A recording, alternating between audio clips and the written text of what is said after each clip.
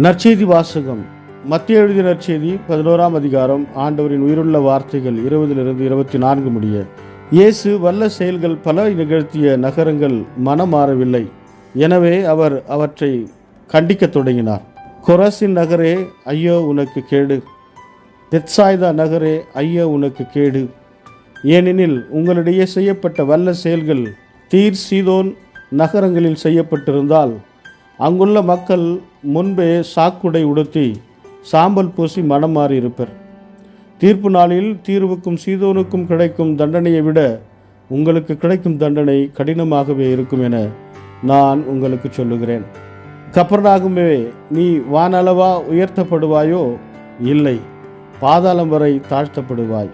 ஏனெனில் உன்னிடம் செய்யப்பட்ட வல்ல செயல்கள் சோதோமில் செய்யப்பட்டிருந்தால் அது இன்று வரை நிலைத்திருக்குமே. தீர்ப்பு நாளில் சோதோமுக்கு கிடைக்கும் தண்டனையை விட உனக்கு கிடைக்கும் தண்டனை கடினமாகவே இருக்கும் என நான் உங்களுக்கு சொல்லுகிறேன். இது வாழ்வு தரும் கிறிஸ்துவின் நற்செய்தி. கிறிஸ்துவே உமக்கு புகழ்.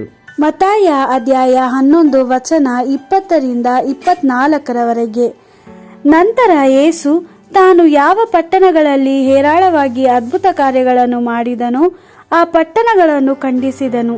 ಏಕೆಂದರೆ ಆ ಪಟ್ಟಣಗಳಲ್ಲಿದ್ದ ಜನರು ತಮ್ಮ ಜೀವಿತವನ್ನು ಬದಲಾಯಿಸಿಕೊಳ್ಳಲಿಲ್ಲ ಮತ್ತು ಪಾಪ ಮಾಡುವುದನ್ನು ನಿಲ್ಲಿಸಲಿಲ್ಲ. ಯೇಸು ಹೇಳಿದ್ದೇನೆಂದರೆ, ಕೊರಾಜಿನೇ, ನಿನ್ನ ಗತಿಯನ್ನು ಏನು ಹೇಳಲಿ? ಬೆತ್ಸಾಯಿದಾವೇ, ನಿನ್ನ ಗತಿಯನ್ನು ಏನು ಹೇಳಲಿ? ನಾನು ನಿಮ್ಮಲ್ಲಿ ಅನೇಕ ಅದ್ಭುತ ಕಾರ್ಯಗಳನ್ನು ಮಾಡಿದ್ದೇನು. ಅದೇ ಅದ್ಭುತ ಕಾರ್ಯಗಳನ್ನು ಟೈರ್ ಸೀದೋನ್ಗಳಲ್ಲಿ ಮಾಡಿದರೆ ಅವುಗಳ ಜನರು ಬಹಳ ಕಾಲದ ಹಿಂದೆಯೇ ತಮ್ಮ ಜೀವಿತವನ್ನು ಬದಲಾಯಿಸಿಕೊಳ್ಳುತ್ತಿದ್ದರು. ತಮ್ಮ ಪಾಪಗಳಿಗಾಗಿ ದುಃಖಪಟ್ಟು ಗೋಣಿತಟ್ಟನ್ನು ಕಟ್ಟಿಕೊಳ್ಳುತ್ತಿದ್ದರು, ಮೈಮೇಲೆ ಬೂದಿಯನ್ನು ಹಾಕಿಕೊಳ್ಳುತ್ತಿದ್ದರು. ಆದರೆ ನ್ಯಾಯ ತೀರ್ಪಿನ ದಿನದಲ್ಲಿ ಟೈರ್ ಸೀದೋನ್ಗಳಿಗಿಂತಲೂ ನಿಮ್ಮ ಸ್ಥಿತಿಯು ಬಹಳ ದುಸ್ಥಿತಿಗೆ ಒಳಗಾಗುವುದೆಂದು ನಾನು ನಿಮಗೆ ಹೇಳುತ್ತೇನೆ. ಕಪೆರ್ನೌಮೇ, ನೀನು ಪರಲೋಕಕ್ಕೆ ಎತ್ತಲ್ಪಡುವುದಾಗಿ ಯೋಚಿಸುವಿಯೋ? ಇಲ್ಲ, ನೀನು ಪಾತಾಳಕ್ಕೆ ಇಳಿಯುವೆ. ನಾನು ನಿನ್ನಲ್ಲಿ ಅನೇಕ ಅದ್ಭುತ ಕಾರ್ಯಗಳನ್ನು ನಡೆಸಿದೆ. ಸೋದೋಮಿನಲ್ಲಿ ಆ ಅದ್ಭುತ ಕಾರ್ಯಗಳನ್ನು ನಡೆಸಿದರೆ ಆ ಜನರು ಪಾಪ ಮಾಡುವುದನ್ನು ನಿಲ್ಲಿಸಿಬಿಡುತ್ತಿದ್ದರು ಮತ್ತು ಇಂದಿನವರೆಗೂ ಅದು ಪಟ್ಟಣವಾಗಿಯೇ ಉಳಿದಿರುತ್ತಿತ್ತು.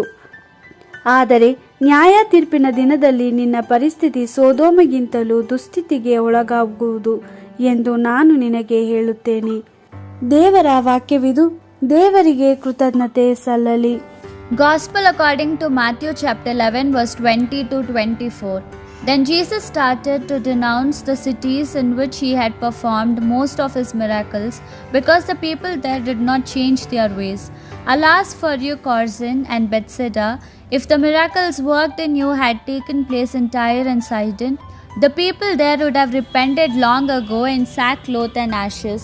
But I assure you, it will be more bearable for Tyre and Sidon on the day of judgment than for you.